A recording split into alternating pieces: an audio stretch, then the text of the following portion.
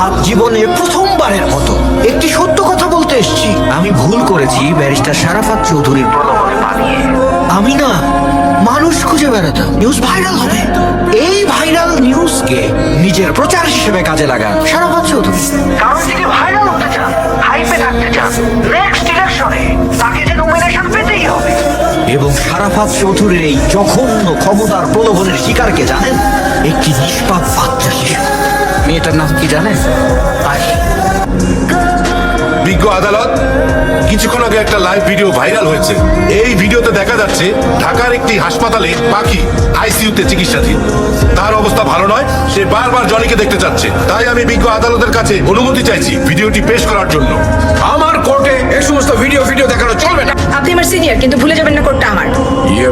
যেখানে একটা বাচ্চার জীবন মরণের প্রশ্ন, আমি কোনো রিস্ক নিতে চাই না। ভিডিওটি চালানোর ব্যবস্থা করো। ভেতর থেকে বান্টি জলের বোতলটা একটু এনে দাও না। এক্ষুনি আনতেছি। হচ্ছেটা কি? তুমি জানো উনি কে? জানি বলি তো যাচ্ছি, খুব বিপদ। বিপদ? কি বিপদ? স্যার কি যে বড় বিপদ, সে মানে ভাবা যায় না এত বড় বিপদ। মনে করবেন না স্যার, গতকাল রাইতে শালাবাবু স্বপ্ন দেখছে বাসে নাকি বোম রাখা আছে। হ্যাঁ দিন করি, তোকে ওসব নিয়ে ভাবতে হবে না। তুই বাসে উঠে আয় তো। Happy journey.